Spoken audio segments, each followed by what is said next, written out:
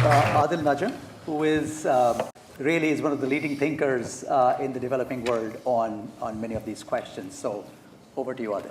I'm going to pick up from where Ken left, but maybe in a slightly different fashion on the issue of climate change. But before I do that, if Manzar and Noel will allow me, I do need to make a personal, and I know this has been done officially before, but I really need to personally thank Richard de Neufel on behalf of all of us, including those who are not here, for not only having created, but crafting this program that has really created a generation of people who have thought about these issues very, very differently. Thank you, Richard.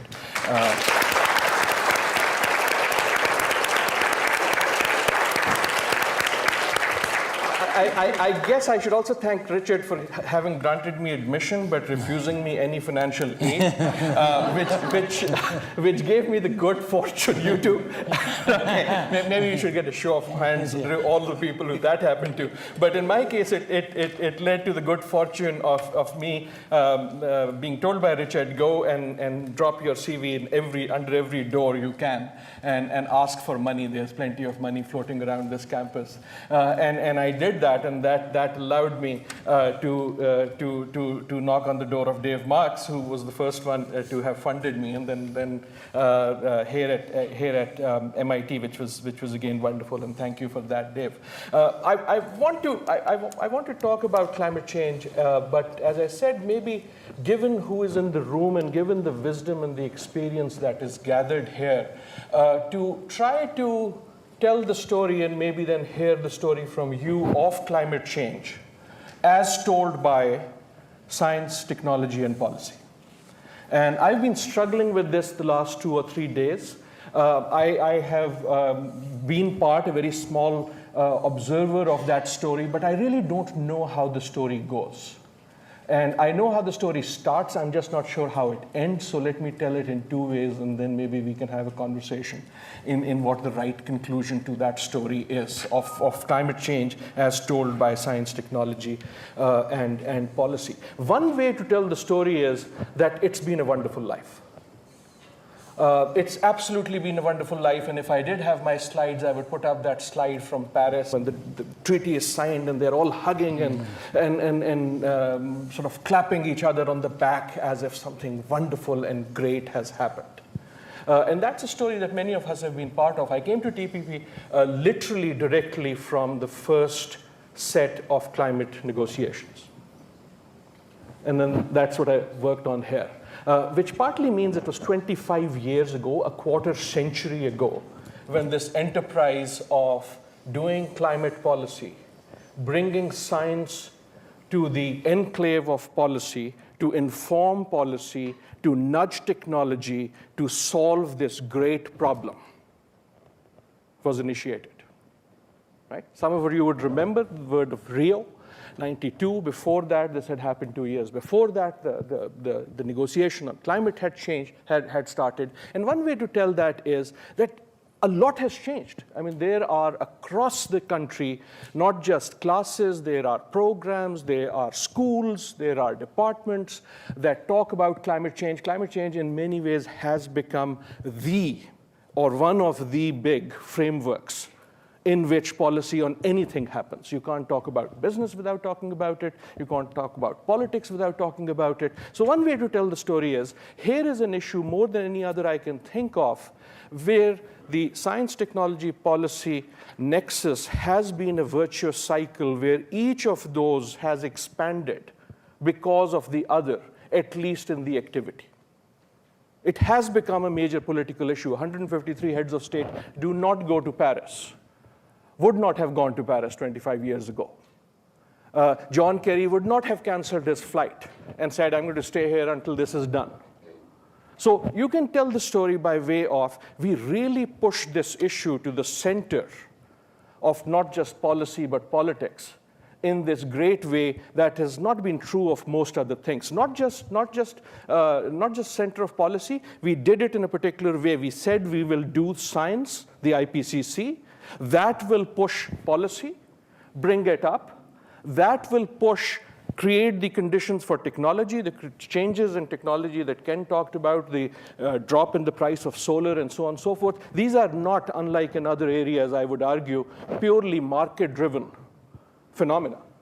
These are partly policy-driven phenomena, where policy was partly driven by that science coming from IPCC and others. I've been part of the IPCC at least in the 3 cycles, but I'll come to this in a minute. So that's one way to tell the story, that it's been a wonderful life. We actually have placed this issue at the center of politics in a way that one could not have imagined. Right? So that's one way to tell the story. I'm sorry I've taken too long, but there's another way to tell the story. And the other way to tell the story is, boy, did we fail. Boy, did we fail. Yesterday, India, which knows a bit about hot weather, recorded its hottest ever recorded day. 51 degrees centigrade, 124 degrees Fahrenheit. Right now, there's a massive heat wave. Last month, 600 people died in a flood in Pakistan. The only newsworthy part of that is this is the 6th consecutive year of that flood, and it's now kind of become routine. There's a 9th consecutive year of a drought in the same country, and you can go on and on. And you can take the same picture from Paris and put it up and said, boy, it took them 25 years of negotiation to come up with a treaty that has no implementable clause. There is nothing in that treaty that can possibly be implemented. You, in your slide again, put the 2 degree centigrade. Last week, I was in the Seychelles, a wonderful, beautiful place. I was there to give the keynote address to the 4th biennial summit of small states. There is such a thing. There are 53 countries. All less than 1.5 million people each. 34 of them had their heads of states there. And frankly, this is existential for them. They are waiting for 1.5, and it broke my heart to say to them, there is no way in any science that the 1.5 statement made at Paris can conceivably be achieved given what we are doing, or rather not doing. There is a sentence in that treaty that there will be $100 billion a year. Just to give them some solace, I just put on the screen what 100 billion looks like so that people know at least how many zeros there are, because no one is going to see that money ever. Right? I'm being cynical, but you can, at my age, step back and say, I spent a quarter of a century having started on this journey with the actual assumption that we will lick the problem. And not only did we fail, but I get the sense from my students, and I love my students, that this generation has given up even on the idea of licking the problem, maybe managing it. Part of me is still hopeful. I do think technology and others will help us do a lot of things. There's wonderful things happening in renewables, but we have given up on the idea, or we've given into the idea that they're going to be massive losers. Because partly we've figured out we are not going to be those losers. Those losers are going to be in the Seychelles, they're going to be in the Maldives, they're going to be in Vanuatu. And that's the trade-off we are now kind of comfortable with, because that's what 2 degrees means. That's what 3.5 degree means, right? The fact we talked about earlier that there are 3 big things: mitigation, adaptation, and the silly, geoengineering, right? Sorry, Jonathan. You know my views on geoengineering. But here's the point. I'm not being facetious. I'm not being facetious. We were never supposed to be talking about adaptation and geoengineering. The fact that I study adaptation is a failure of a generation of policy, technology, science professionals to have met the challenge they had set for themselves, which was that we had caught the problem early enough and we would solve it with essentially mitigation. So the moment you start talking about adaptation, you're saying, okay, at some level, some of this is going to happen. Once you start talking about geoengineering, you're essentially given into the fact, not at some level, but at some very big level. This is not only going to happen, but we'll have to mess around at a planetary scale to even try to solve this. I shall end right there. I don't know how the story ends. I hope that when we meet for the 50th or the 70th, I was here for the 30th, that we are more confident that the story can end in a better way. Let me end with this thought. I think both stories are correct.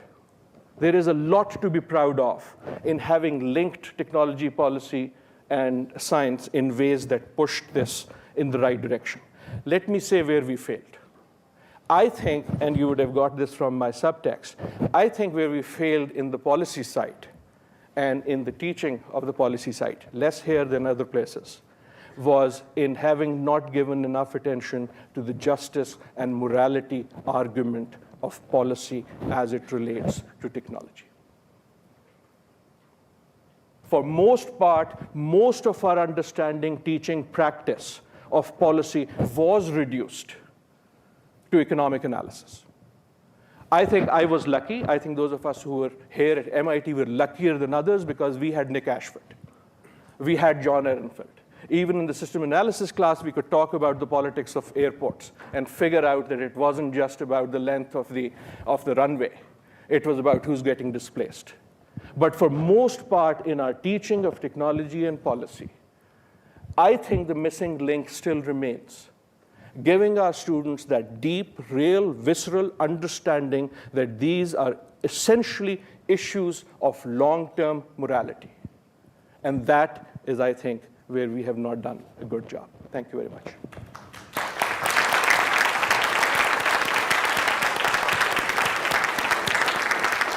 Wonderful. Very good.